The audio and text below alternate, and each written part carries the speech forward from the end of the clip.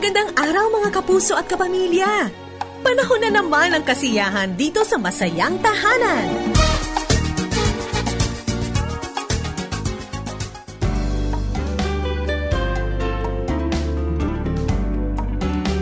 Magandang araw sa inyong lahat. Ito po ang inyong Masayang Tahanan at ako ang inyong kumari forever Maloy Malipiran sa Lumbides. Kamusta po kayo? Ano ang inyong mga ginagawa? Naghahanda na ba para sa inyong magiging tanghalian? Baka nagpapatuyo ng inyong mga labada o kaya naman nagpapahinga lang. Sige po, relax lang kayo at kami sasamahan kayo sa loob ng isang oras ng masayang kwentuhang pampamilya. Ang Back to the Bible po ang siyang naghahatid sa inyo ng masayang tahanan. Gayon din ang Far East Broadcasting Company. Kayo ba ay may mga karanasan na mala prodigal son? Yan. Maaring kayo dating prodigal pagkatapos bumalik sa inyong tahanan. O maaaring sa mga sandaling ito, meron kayong ipinapag-pray, a prodigal friend, a prodigal son or daughter, a prodigal wife or husband, Alam niyo po, talagang isa sa mga paborito kong parable sa Bible yung parable of the prodigal son. And every once in a while, when I encounter one who has a similar experience, talagang nakaka-inspire, nakaka-bless kasi pinapaalalahanan tayo kung paano ang ating Panginoon is also a prodigal father na talaga namang relentless yung kanyang pag-ibig at paghihintay sa atin. Sabi nga, nung isang nabasa ko, hindi lamang daw yung son ang prodigal, kundi pati yung brother at pati yung father prodigal daw doon sa istoryang yon. Kasi nga, relentless yung pag-ibig, hindi ba? Stubborn love, ika nga. Naku, na-reveal ko yung edad ko, Stubborn Love. Alam niyo pa ba yung song na yon? Maaaring marami sa mga listeners natin ngayon, tinatanong, ano ba yung Stubborn Love? I-google niyo na lang. Maganda yan, naging paborito yan ng marami many years back. Okay, ang atin pong panauhin sa araw na ito ay isang youth pastor doon po sa Tarlac. At ang kanyang experience, sigurado ako magbibigay ito ng inspirasyon at encouragement sa maraming mga magulang at mga kabataan. A youth pastor, graduate of Asian Theological Seminary, nag-graduate din po siya ng Mass Communication at ngayon ay ginagamit ng Panginoon para gumabay sa maraming mga kabataan. Kasama natin ngayon si Pastor Jomel D. Gomez. Hello, Pastor! Kamusta kayo? Kamusta po kayo dyan? Okay naman po. Praise God po. Ang ganda ng pusa mo sa likod Opo, sorry. Ano pangalan ng pusa mo? Si Ino po. Si Ino, yeah.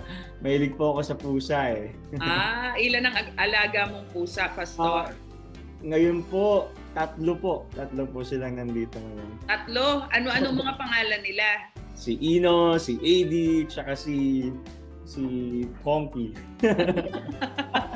Ang ganda naman. Kung ikaw pusa ang iyong inaalagaan, kami mga aso naman. Dalawa yung aso namin dito, si Amy at saka si Blue. Pero hindi po usapang mga pets, Usapan pong mga nagbabalik loob ng mga anak ang atin pong kwentuhan ngayong araw na ito. How many years have you been in the ministry, Pastor? Nag-start po ako 2015, so 7 years na po ako nung June 1. Oo. Pero exposed ka talaga sa ministry dahil ikaw ay isang anak ng pastor. Yes po. Yes po. Alam naman natin hindi madali ang pagiging isang PK. What are some of the challenges that you encountered growing up with your father being a pastor? For sure, all the PKs would understand this po dahil isa po sa mga struggles sila at isa sa mga talagang angst nila is yung talagang people are expecting. So sobrang taas po ng expectation sa mga anak ng mga pastor. Kaya ako po bilang bata noon, bilang batang paslit, talagang nag-struggle po ako doon. How could I be like my dad? Parang ganoon Paano ako magiging katulad ng daddy ko? And isa po yun sa mga talagang ninais ko na which is hindi naman talaga mangyayari. Kasi I have a different story. I have a different calling na bibigay sa akin ng Panginoon, which is, of course, I admire my father, I admire my parents, pero po, hindi pala ako magiging copycat nila. But ang maganda po sa parents ko is talagang they supported me at pinaintindi po nila sa akin yun. The people would really expect a lot from you kasi anak ka ng pastor, pero kami naniniwala ko, sabi ng parents ko is meron nakalaan na will ng Panginoon at calling ng Panginoon, sir. Ikaw ba yung typical na PK na pagdating sa Sunday school, pagdating sa church, gusto mo yung bully po? Yes, ako po yun. Mahilig po akong sumagot kasi marami po akong natutunan na mga Bible stories from my parents, and then sa mga teachers ko. Bibo po ako noon eh. At the same time, bully din po ako sa mga kaklase ko nun sa Sunday school.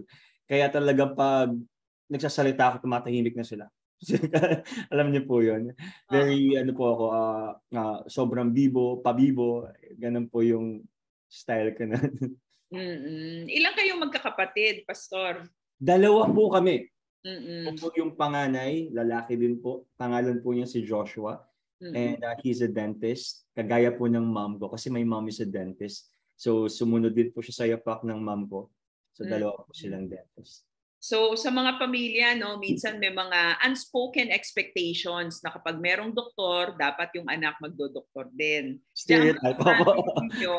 Sinabi mo kanina, 'di ba, na very supportive naman ang iyong parents sa iyong mga plano sa buhay. But was there an unspoken expectation na isa sa inyong magkapatid magiging pastor din?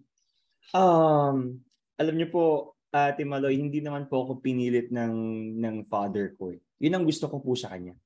Pero pinapakita po nila na desire nila na maging pastor ako. So bata pa lang po kasi ako, I really admire my father. So sabi ko, gusto ko maging katulad ng dad ko, yung nagpe-preach, naglilid ng tao. Nung primary days ko po, yung elementary days ko po, talagang gusto kong maging katulad niya. Until such time na high schooler, alam niyo po yung tumatanda, nag-iiba yung gusto sa buhay. Until nag-college po ako, biglang nag-iba yung ihip ng hangin. Sabi ko, parang mas astig yata ang hindi magpastor. Sabi ko, parang mas astig yata ang, alam niyo yun, medyo pa-cool tayo ng konti, medyo sikat tayo sa Facebook or sikat tayo sa somewhere, basketballista. Feeling ko po yun ang mas maganda. Until such time, na of course, ni-reveal ng father ko when he was ordained as bishop, we were his frustrations. We were his desperation until such time na naging inspiration niya po kami. So ibig sabihin, na napagtanto ko lang po lately, na talagang hindi niya ako pinilit. Hindi niya kami pinilit na maging pastor or na maging kagaya niya na naglilid ng marami po for the Lord. Pero po, they were praying for us. Maging, alam niyo po, yung servant, leader ng Panginoon. And I really admire that. Kasi ang father ko po, he's not an authoritarian. He's authoritative, but he's not an authoritarian. Pag authoritarian po kasi, disciplinarian eh. Pero ang maganda sa father ko, talagang they were praying for us. And mamaya po ikukwento ko kung paano po ako nag-shift. Talagang I decided na okay, I'll follow the steps ng yung kung anong will sa akin ng Panginoon. So yun po, hindi po nila ako pinilit, pero nagpapakita po sila ng intent through prayers and through words na, hey, we want you to serve with us. Parang ganun po. Maganda yun, walang pamimilit, walang pandikta na nangyari. Yeah. Diba? Sabi mo, nakwento ng iyong dad na from being his frustrations, from being his aspirations, naging inspirasyon kayo. Right. Pag-usapan muna natin yung frustration. Bakit na-frustrate si Bishop? Bakit na-frustrate? At saka ano ba yung sinasabi mo na dati bibong-bibo ka sa church, sa Sunday school, tapos nung lumalaki ka na, noong ikaw ay nasa high school na, ayan, nagkaroon ng medyo shift sa iyong mga gusto sa buhay. Ano ba yung frustrating season ng buhay mo, Pastor? Ang dami po eh. So, isa-isayin po natin. Siguro isa sa mga frustrations po niya ay yung, of course, may desire nga siya na sana itong anak ko, kasi pinag-pray namin to, maging katulad ko, maging pastor. Yun nga po sinasabi niyo, hidden or unspoken na desire nila for me to become a pastor and be with them na mag-serve. Pero for sure, ang isa po na pinakamalaking frustrations nila is yun pong nung nag-college ako, kasi lumabas po ako ng ng paniki, homegrown po ako ng paniki, and then pangarap ko aral sa Manila, nag-aral po ako sa FEU, sa Moraita. Mabait naman po akong lumabas. I mean, I'm proud, pero hindi po ako mabisyo, wala po akong, alam niyo po yun, wala po akong biases, hindi po ako naninigarilyo, wala po akong alam. Talaga pag iyaya ako ng mga kaibigan ko, sorry, hindi ako umiinom, hindi ako naninigarilyo. Until such time, na of course, na mas naging mabigat po yung influence ng mundo. So such time na natutunan ko na po lahat. Lahat po. Sabi ko nga kay Precious, isipin mo na lahat. Yun na yun si Jomel, except Shabu. Hindi ko po siya trinayad. Hindi ko po siya na-try. Siguro po... Interesado ako doon, Pastor. Paano nagkaroon ng... What was the crack? Diba? Hindi naman overnight na nangyayari yan eh. Yes, umalis ka sa poder ng iyong mga magulang, very set ang iyong foundation, convictions were strong. Sabi mo nga, yung unang labas mo at nagpunta ka sa university belt, okay ka, good boy, tumatanggi ka sa mga alok sa iyo. Pero kailan nag-crack?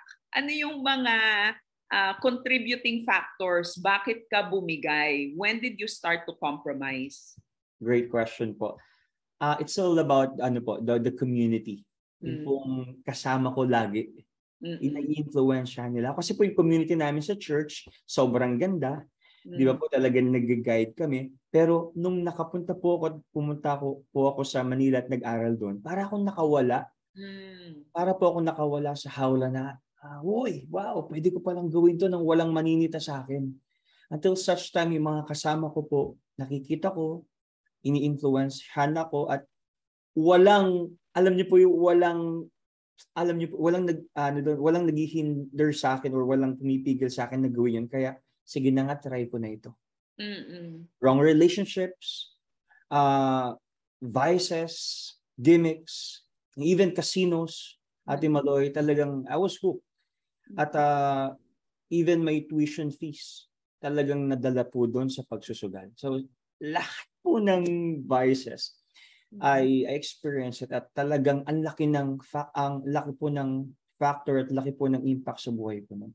Kaya malaki po ang bagay ng community sa isang tao. We are designed to be in the community. We are designed to be in a good community para po magpatuloy po tayo, especially sa mga Kristiyano at sa mga kabataan na nanonood ngayon. Community is very vital aspect po ng buhay natin bilang Kristiyano. Oo. Pastor Jomel D, sa U-Belt maraming mga churches, maraming mga campus ministries. So, hindi ka naging active o hindi ka naging kabahagi ng mga ministries na naroroon? Alam niyo po yung spiritual pride. Anak ako ng pastor eh. Di ba? Papitik-pitik na lang ako mag-a-attend dyan kasi alam ko na yung tinuturo nila. Spiritual pride. So, yun po yung mindset ko before. Which is, doon ako tinira ng kaaway.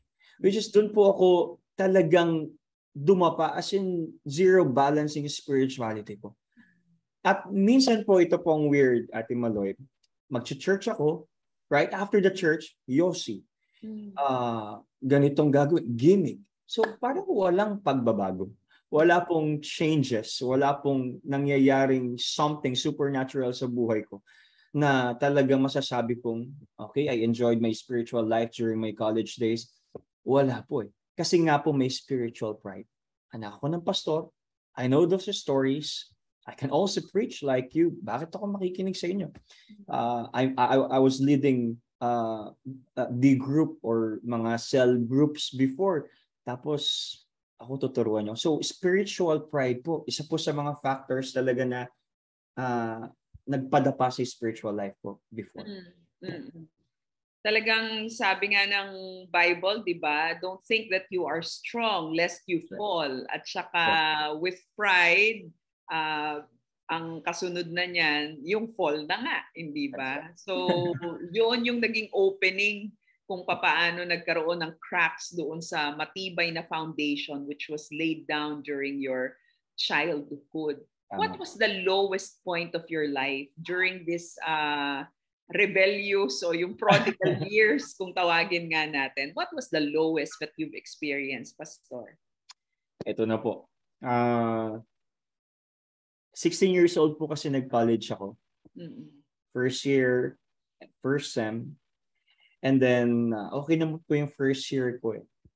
And then, pagdating ko po ng 17 years old ako, second year college, I met a woman, of course, I won't mention name. May nakilala po akong isang babae, nagmahalan po kami. And then, of course, I don't know how to handle relationships. Wala po akong idea kung anong ibig sabihin ng relasyon, anong ibig sabihin ng pakikipag-commit sa isang... Wala po akong idea. Kasi nung high school po ako, alam niyo, medyo conservative pa po yung mga 90s eh. Medyo conservative pa po. So, text lang, parang kilig-kilig, okay na yun eh. So, pagdating ko po ng Manila, culture shock po ako. Hindi ko alam gagawin ko. Kasi daming temptations, marami kang makikilala, iba't ibang tao makikilala mo. And then, meron po akong girlfriend doon. May brinake ko po siya para ligawan itong isa. Hindi naman po ako to timer na. So, yung girlfriend mo sa Tarlac yan? College na rin po. Doon ko na po sa college kalala. na rin. College na po yun. So, meron po ako siyang girlfriend. Talagang tagal ko siyang niligawan. And then, may nakita akong isa. Sabi ko, So, ang ginawa ko po, nakipag-break po ako dito sa isa. And then, niligawan ko po yung isa.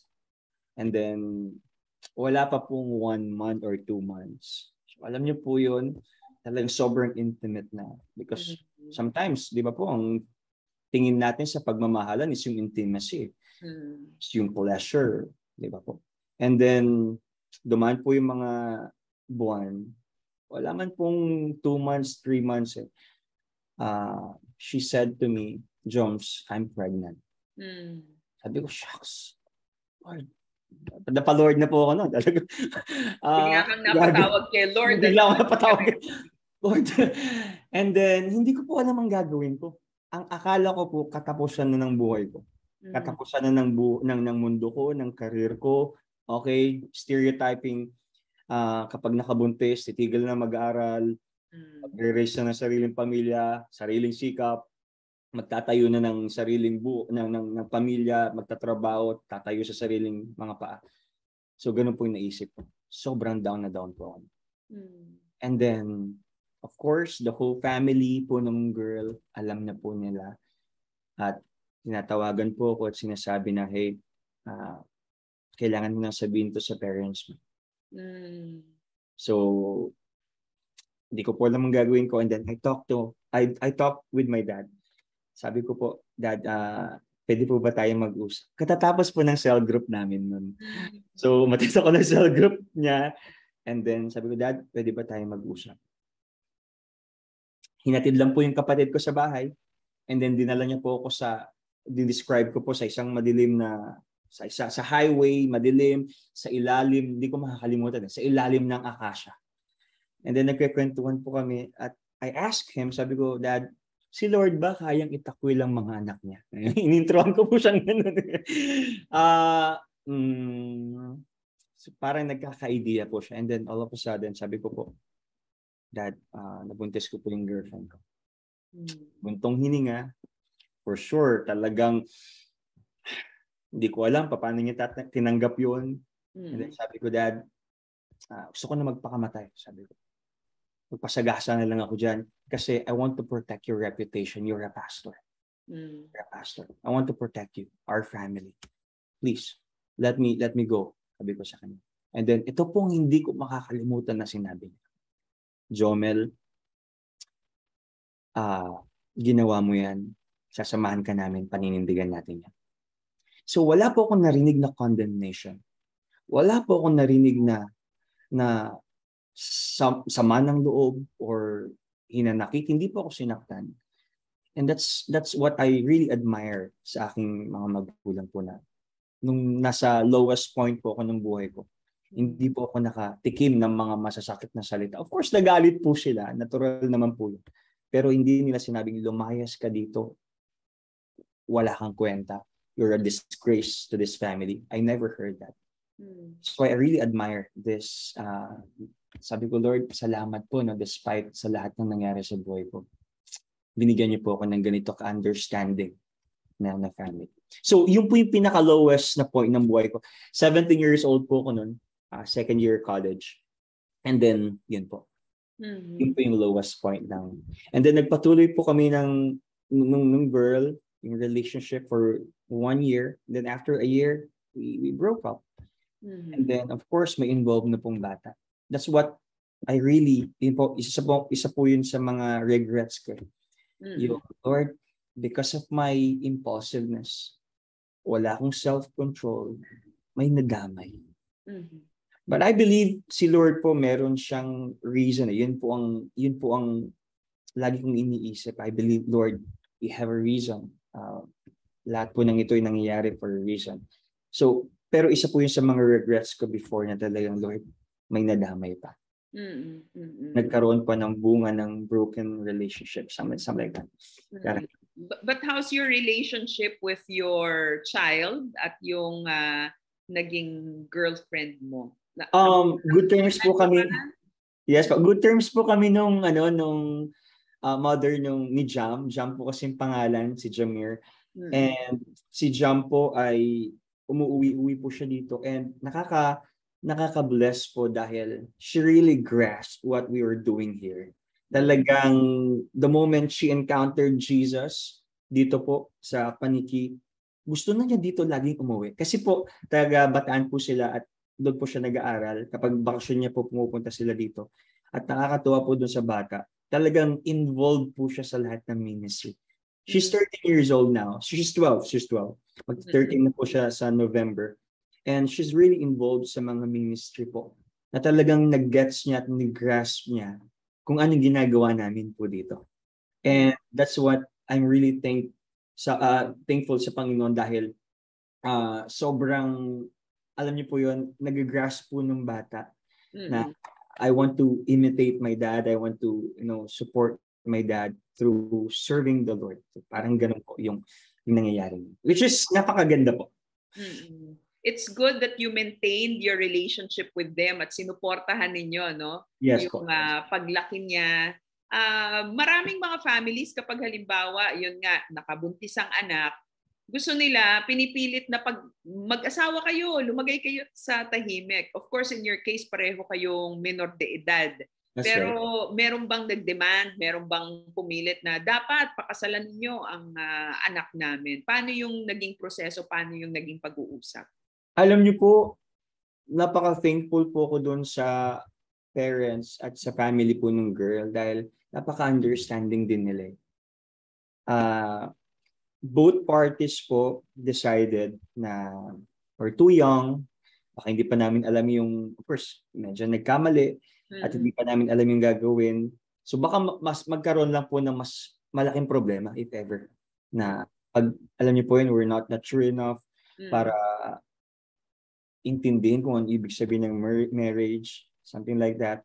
And then, I really admire yung pong family nila doon kasi may point silang sinabing ganito at hindi po namin makakalimutan yung we want to protect you po.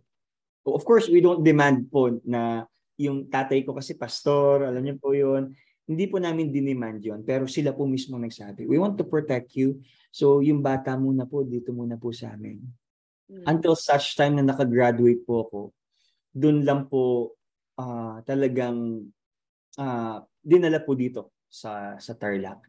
And I really admire, hindi po namin dinemand yun, pero sila po mismo ang nag-initiate nun. Which is na-appreciate po ng parents namin or parents ko. At blessed na blessed po ako sa kanila dahil napakasipag po nila. Talagang tinututukan po nila yung bata. Kasi principal po yung lola niya dun eh. So siya po yung nag-tutor, gina-guide po yung bata. Kaya praise God po, in good terms naman po, and praise God po dahil doon dinala si Jam sa family niya. Mm-mm. Pastor, what was the turning point? Ito ba yung naging turning point? After ba nito, nagtino ka na, bumalik ka na doon sa bumalik ka na doon sa nakagisnan mo na kung ano yung tama, kung ano yung matuwid? What happened after this? Nakakalungkot man pong sabihin pero hindi pa po yun ang turning point. Nangyari po yon. So 17 years old, 18 years old, we broke up and then graduate po ako ng 19 years old. And then nag-work po ako sa Manila for how many years? 4 years po ako nag-work doon. Tapos po, kasi nag-work po ako sa Resorts World Manila sa casino. So HR po ako doon. And alam niyo po yun, same routine. Gimmicks, vices, relationships, etc. So lahat po yun ginawa ko. And then, kasi po passionate po ako sa basketball So that's one of my passions.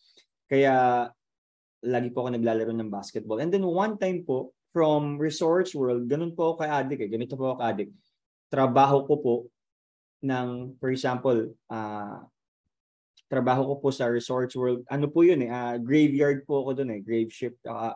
Night shift ako noon. Ang gagawin ko po pag out ko na ng umaga, diretso na ako ng Paniki para lang mag-basketball. So from Manila to Paniki, uuwi ako para lang mag-basketball. Ganun po ako ka-addict nun. Ganun po ako ka-passionate sa basketball nun. And then umuwi po ako from Manila to Paniki para lang maglaro. Puyat pa po ako nun. And then nung naglaro po ako, na-injured po ako. So ito pong left knee ko, yung pong ligament, ACL na tinatawag, napatid po. So of course, I have to undergo sa isang surgery at arthroscopy, parang ganon, surgery siya. And then, nahihirapan po ako. And then nagpaalam ako sa boss ko na kailangan ko po magpa-surgery kasi po baka hindi na po ako makalakad ng maayos kapag hindi ko po paayos ito. And then, praise God, pinayagan po ako, nagpa-surgery po ako, that's November 3, hindi ko po makakalimutan yun. And then nag-stay po ako dito sa bahay. And nakaka-bless po dahil sinuportahan pa rin ako ng magulang ko doon sa surgery. Kasi yung pong cover ng medical ko noon ay parang 150,000 lang, so kulang pa. 250 po yung kailangan namin bayaran. So dinagdagan po nila. Sinundo po nila ako from Cardinal Hospital, pabalik dito po sa Paniki. And then, that's it. Nandito na po ako sa Paniki nung nagpapahinga, nagpapadala. Meron pong event noon, hindi ko po makakalimutan. Sabi ng dad ko sa akin, Jomel, what's your plan? What's your plan? Wala po. Ganun, pahinga lang po muna ako. Alam niyo po yun, wala akong purpose sa buhay. Wala talaga akong patutungo, wala po talaga akong alam na anong gagawin ko sa buhay. Basta alam ko, magpapagaling lang ako. Pero wala pong tumatakbo sa isip ko anong gagawin ko next. But my dad asked me, what's your plan after this? I don't have any plans, sabi ko. And then sabi niyo po sa akin, ayaw mo bang try na mag-seminaryo? Try mo lang. Kapag hindi mo nagustuhan, edi balik ka sa trabaho mo. Try mo lang. And then wala po akong choice kasi wala na po akong pera, wala na po akong career, wala na po yung passion ko, nawala po lahat. Okay, sige. Para lang makaraos, try ko siya. And then 2014 po, trinay ko pong mag-aral sa seminaryo. And then, same pa rin po yung buhay ko. Same pa rin. May vices pa din. While I was doing my paper po on Christology, yoyosi ako. Imagine niyo po yun Ganun po ako kalala nun. And then, until such time, 2014, struggle pa rin. 2015, parang may unti-unting tumutubo dito sa puso ko. Gusto ko itong ginagawa ko. And then, wow, this is different. Sabi ko, kakaiba to nai-enjoy ko na yung pagsama ko sa mga magulang ko. Na-enjoy ko na yung paglilid ko dun sa mga kabataan na parang kakaiba to kakaiba ito. Until such time po, I decided 2015 na mag full-time po sa church namin. Hindi ko makakalimutan po yon, June 1, 2015. Dad, pasok muna ako dyan. Gusto ko na yung ginagawa ko. at gusto kong ipagpatuloy po ito. Of course, may mga struggles pa din po. Kailangan i-deal. We're going through sanctification po. It's a journey, di ba po? At praise God po dahil iyak, alam niyo po, iyak po ako ng iyak nung time na for the ilang times na, 1,000 times na pinagkatiwalaan ako ng mga magulang ko. Pag-aaralin nila ako, may allowance ako. Dapat hindi naman na kasi graduate na ako, dapat ginagawa ko na ito ng sarili ko. Napakabuti po ng Panginoon sa mga magulang ko dahil sinuportahan po nila. At ito po tayo ngayon, serve kay Lord, at ginagamit po tayo sa mga kabataan dito sa Taniki and across dito sa mundo, sa Philippines po, kasi talagang nare-reach po natin yung mga dapat ma-reach, or somehow nare-reach po natin through social media yung mga tao na nai-inspire po sila. Kaya I really admire my parents po kung nanonood man sila.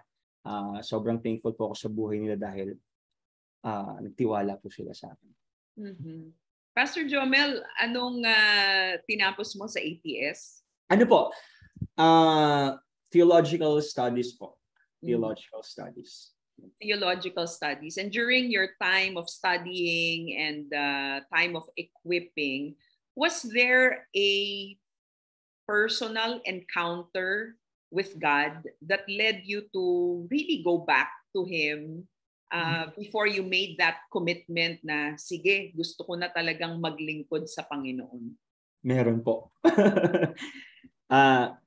Ito, Ate Maloy, galing kami ng Gimikan. So, syempre, lasing-lasing po kami, di ba? Tapos, puyat-puyat kami. Nandun kami ng 10 p.m. Umuwi po kami ng 6 a.m. So, imagine nyo po yun, di ba? Magdamag kami gumigimik. Tapos, meron akong friend, nagde-drive. So, antok na siya, lasing na din. Nakakotse po kami. Tapos, nabunggo po kami. Ako lang po yung, alam niyo po yung napuruhan. Nauntog po yung ulo ko. Tapos parang nahihilo ako. Sabi ko, oh my God, ano tong nangyayari? Kasi sila po, ang lakas po, total wreck po yung sasakyan. Pero sila, wala silang nangyayari sa kanila. Ako lang po yung nauntog ng malakas. Sakit ng ulo ko, parang nahihilo ako. Then pina-check po nila ako. Pina-x-ray, chinek po. Wala naman. Sabi ko, praise God. Praise God. Napatawag din naman po kay Lord. At that time po, sabi ko, Lord, kailangan ko na magseryoso. Kasi po, actually, pangalawang buhay ko na po yun. Dahil, muntikan na po akong mamatay nung high school ako dahil nakagat po ako ng digya. Nangako ako kay Lord, mabuhay lang ako, maglilingkod ako sa inyo. Nakalimutan ko yun. Tapos, pangalawang buhay na po ito. Napunggo. Kaya sabi ko, sa pangatlo, baka hindi na ako pagbigyan ni Lord. Kaya sabi ko, Lord, thank you dahil yung protection mo, yung grace mo, nasa akin. At alam ko may papagawa ka sa akin. Kaya, Lord, simula ngayon, Lord, I will answer your call full time. I will answer your call every day. So yun po. Yun po yung encounter ko kay Lord na talagang hindi ko makakalimutan.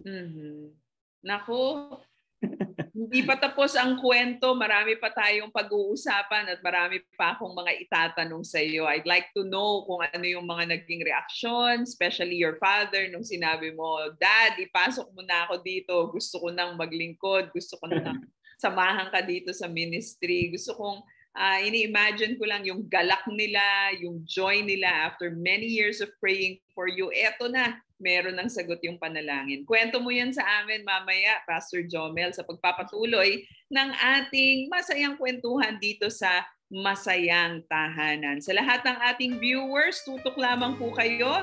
Pakinggan natin ang awit na ito buhat sa Papuri Music. By the way, ginagawa na po ang susunod na pinakabagong Papuri album, kaya aantabayan na nating lahat yan. In the meantime, let's listen to the classics of Papuri. Eto po, mag-enjoy tayo and be blessed. Sala ko ay iyong minako, katawan mo sa krus ipinako, kamatayan mo ang buhay ko.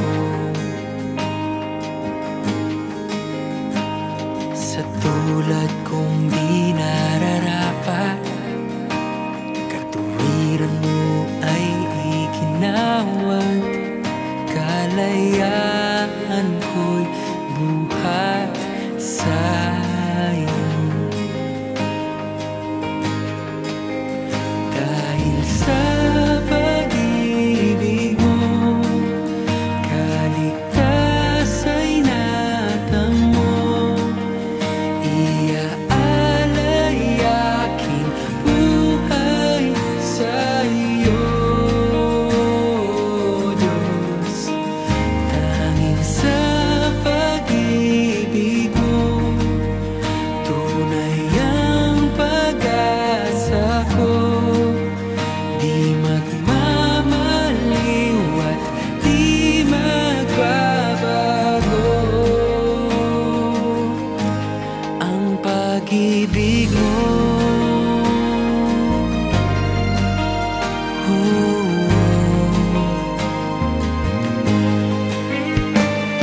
Sala ko ay iyong inako, katawan mo sa krus ipinako, kamatayan mo'y ang buhay ko.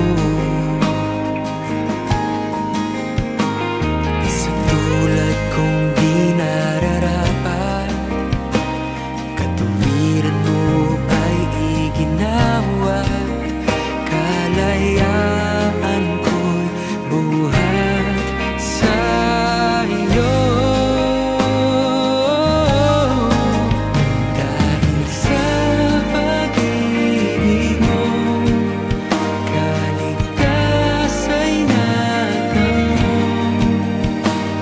iaalay aking buhay sa'yo, Diyos. Nagpapatuloy tayo sa ating masayang tahanan. Ako po ang inyong kumari forever, Maloy Malibiran sa Lumbides. Pasensya na at hindi tayo nasamahan ngayon ni Attorney Winnie, ang aking attorney Hanhan, dahil meron po siyang maraming mga inaasikaso sa work. Kaya tayo po ang magkasama ngayong araw na ito. Maraming salamat sa lahat ng mga families na nakatutok ngayon sa ating internet streaming, ganun din sa mga nakikinig sa 702 DZAS at sa iba't ibang himpilan ng Far East Broadcasting Company. Ang kasama natin ngayon ay si Pastor Jomel Gomez na taga Tarlac. Kung kanina pa po kayo nakikinig, nakita ninyo yung roller coaster of events sa kanyang buhay, kung papaanong ipinanganak sa isang isang family na talaga namang committed to serve the Lord. Pero syempre, during his growing up years, nag-explore, nag-eksperimento, iba't ibang mga karanasan na hindi natin i-expect, lalong-lalo na sa laking simbahan. Pagkatapos, yun nga, pastor's kid. Pero that's how life goes. And in every decision, hindi man kagandahan, nagkamali man, kung babalik at babalik tayo sa Panginoon, meron pa ring second, third, countless chances na ibibigay sa atin si God para matauhan at para manumbalik sa Kanya. Kasama natin si Pastor Jomel D. Gomez. Pastor, meron ka bang mga gustong batiin ngayon bago natin ituloy ang kwentuhan natin? Of course, gusto ko pang batiin yung mga tropa sa Bethany Church International. Of course, gusto ko pong batiin yung aming senior pastor, si Bishop Zalby Gomez. And of course, my family, Doc Eureka and Doc Josh. And to all the Deep and Wide family, mabuhay po kayo lahat siya.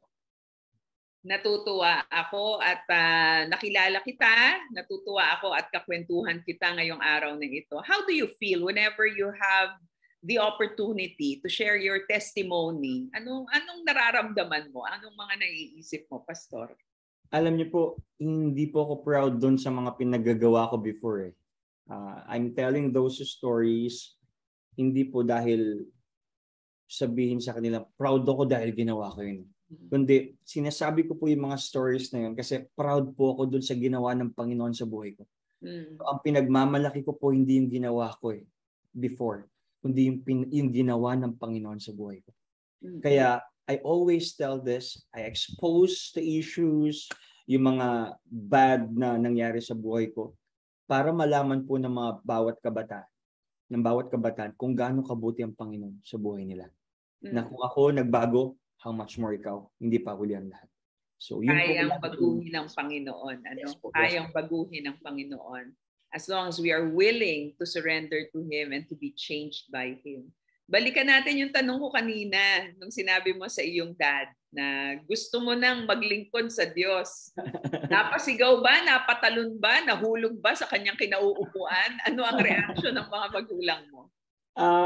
Si dad po kasi hindi siya ganun ka-vocal pero makikita mo po sa kanya na sa sobrang tuwa niya po, meron po siyang may sasakyan po siya . So,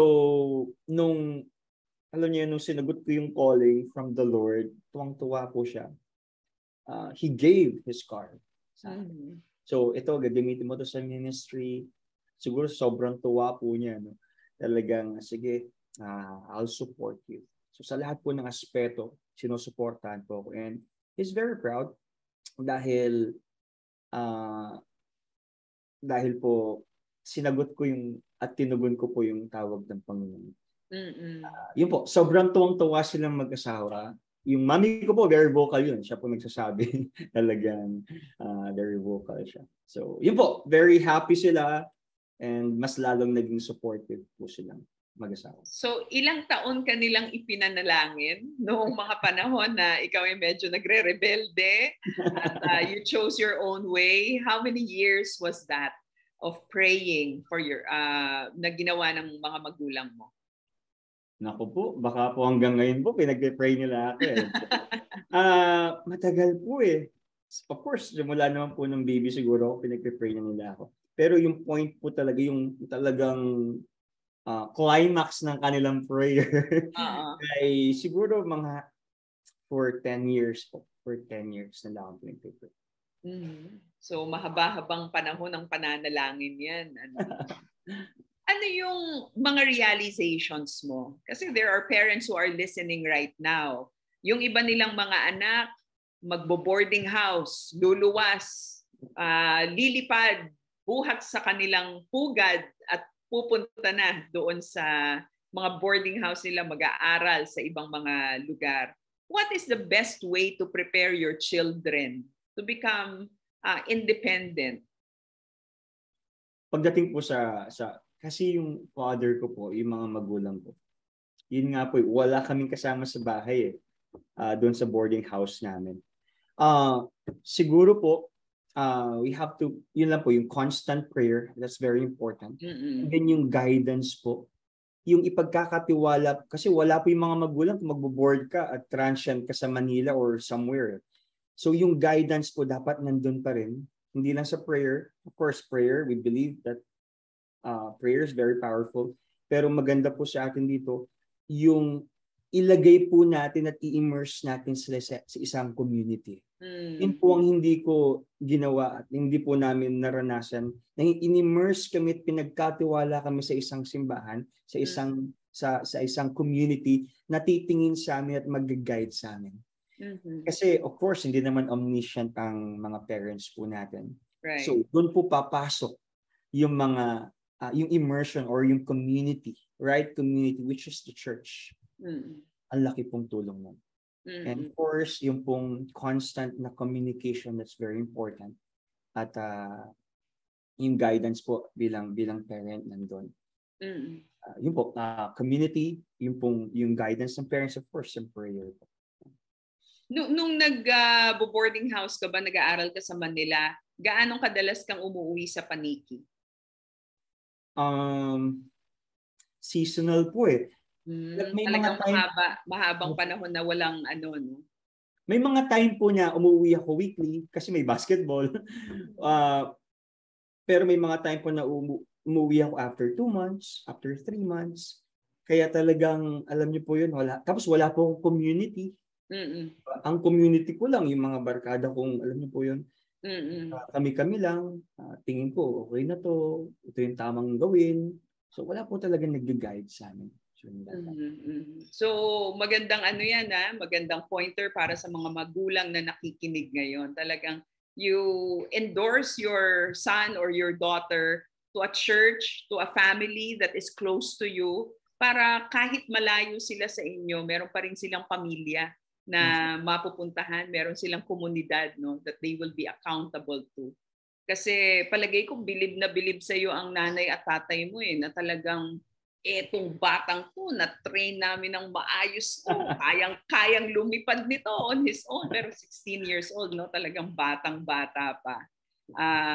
That's a good reminder, a good pointer, a good lesson that you shared with our listeners today. Ano yung masasabi mo na pinaka malalaking lessons? Can you give me 3 life-changing lessons na natutunan mo dito sa journey na iyong pinagdaanan, Pastor? Unang-una po, of course, yung pong yung character natin, mahalaga po ay talagang ma-ponder, talagang pagtibayin po natin yung character. Kasi character is something that you do when no one is watching. So whether there are people na nakatingin sa iyo, wala, kapag may character ka. Kasi nung lumabas po ako from Paniki to parang surface lang yung character na na-build sa akin. Kaya I was easily swayed sa Manila nung may mga temptations na. And then second one is yung competence. Isa po sa mga, alam niyo po, ewan ko po, like David. Pero yung kay David kasi ang ganda ginamit yung mga small things para maging hari po siya. Like pagpatay ng mga oso, pagpatay ng mga leon, pagpastol ng mga tupa. And then until such time, he became a great leader nung nilid po niya ang Israel. So ako dito po sa kung i-relate po sa buhay ko, may mga ginawa po si Lord sa buhay ko, sa journey ko na natutunan ko sa labas ng simbahan or secular siya. Pero nung kinontextualize ko po siya sa simbahan, nagamit ko po siya. No wonder na isa lang po ang course na gusto ko is mass comm. Nagamit ko po siya sa pagpipreach, nagamit ko po siya sa production, nagamit ko po siya sa paglilid ng mga tao. At hindi lang po yun. Yung pong pakikibagay ko po sa mga barkada ko before, kasi mabarkada po ako I know how to to mingle with this different kinds of people. Nagamit ko po siya ngayon. Na dapat pala pagpastor ka, you know how to handle and you know how to, alam niyo po yung makisama, kailangan mong i-lead itong mga taong ito. And marami po akong natutunan, unti-unti. Dinala ko ni Lord sa corporate. Ngayon po, marunong po ako sa management. Marunong po ako sa corporate pag yung setup, yung systematic na pagmamanage ng mga tao. And I believe those instances ng buhay ko po ay ginamit ng Panginoon so that I will be prepared kung ano man po ako ngayon. So number 1 is yung character, yung competence. Talagang pinagtibay po ni Lord. And then last one po is yung community. That's very important. Community is very important. Sabi ko, Lord, what if wala pong sumuporta sa akin sa buhay ko, sa akin bilang si Jomel, yung family ko hindi ako sinuportahan. Because family is di ba po, basic. That's our first community. Yes po, di ba? The first community. So, imagine ko po, no? Ito po yung heart namin Lord, sana dito po sa church namin magkaroon ng matitibay na pamilya. Because if we have great families inside our nation will be well. Si ang family po, they're like cells ng ating katawan Pero kukumpara po natin sa isang nation, sila po ay parang maliliit na cells. Kapag magagandang cells natin, magandang katawan natin. Kapag ang family inside that nation ay magaganda at magandang relasyon, magkakaroon po tayo ng magandang nation. So, yun po yung community and then yung pong church community. Grabe po. Ang laki pong tulong nito. Itong church na to, sila po yung unang naniwala sa akin. Na, alam niyo po, nagrebelde ako sa kanila, pero sila yung unang naniwala sa akin. Kaya yun pong ibinabalik ko sa mga kabataan ngayon. Someone asked me, Pastor Jomel, why you are keep on believing sa amin. Sino ba naman ako para hindi magtiwala sa inyo? May mga taong naniwala sa akin. And I'm passing it to the next generation. That's why I trust your leadership. I trust your competence. I trust yung skills ninyo. Bakit? May unang nagtiwala sa akin. I'm just giving it back kung anong dapat ibigay. So, yung pong tatlong yun talagang nag-matter sa akin. Patibayin po natin yung character natin.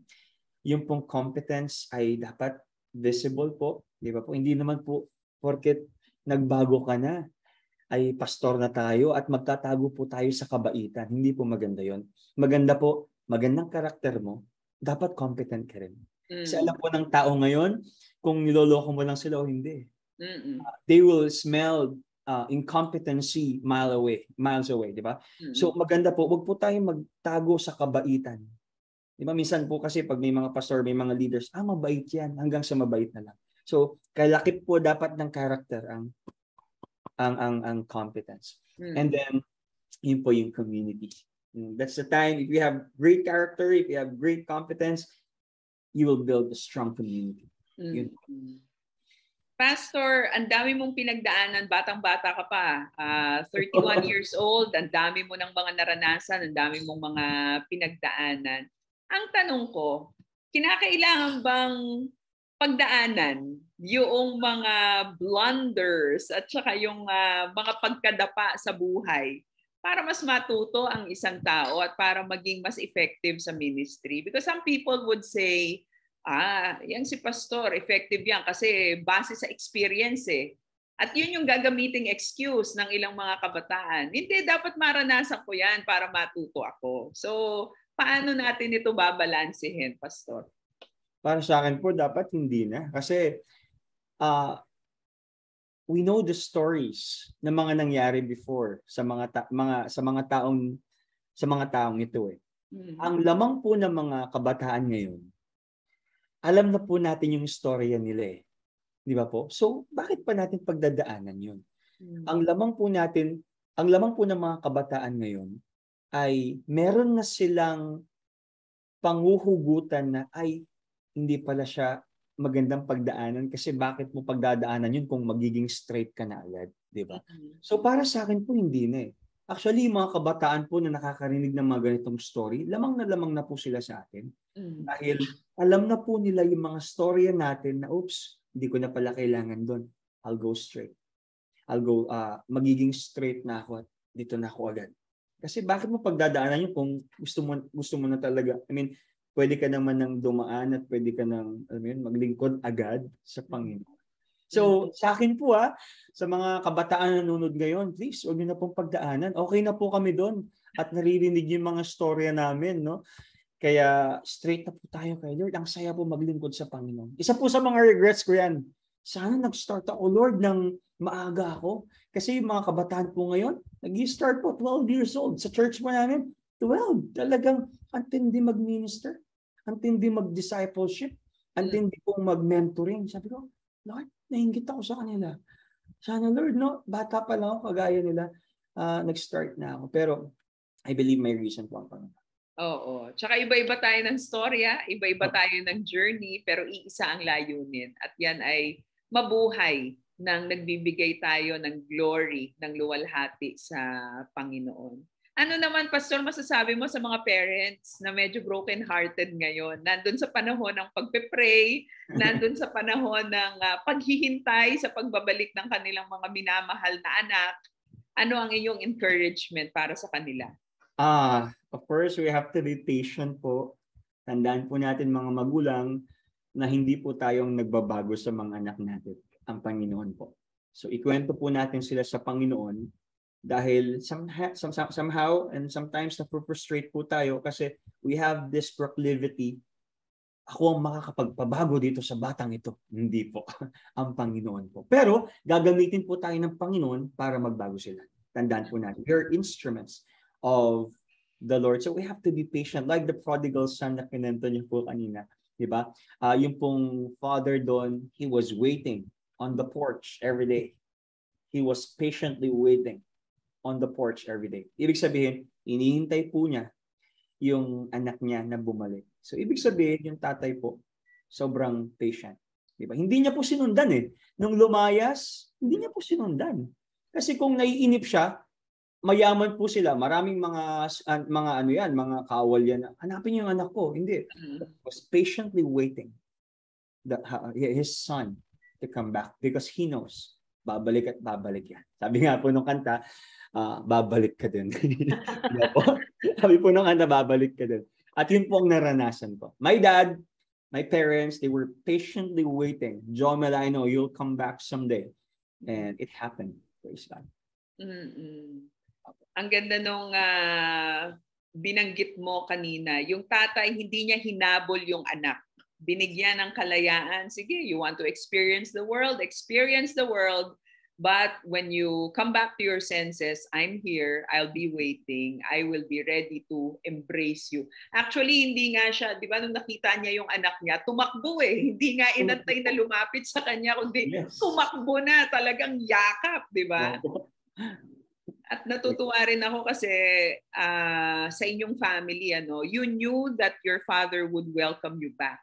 And that only speaks of how loving, how forgiving, and how supportive your parents are. Kasi kahit na mahirap yung news na i-break mo sa kanila, nasabi mo eh, hindi mo itinago. Hindi ba?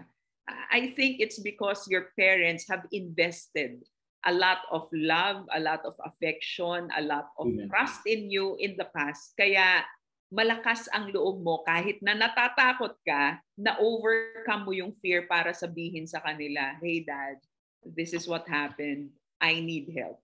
Hindi ko na alam kung anong gagawin ko sa buhay ko.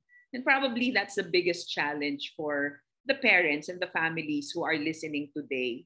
Paano natin gagawin na ang ating mga tahanan ay welcoming para sa ating mga anak na hinahanap pa yung kanilang daan pabalik? What will be, kung halimbawa, naglayas ang anak mo, ano yung huling salita mo na babaunin niya?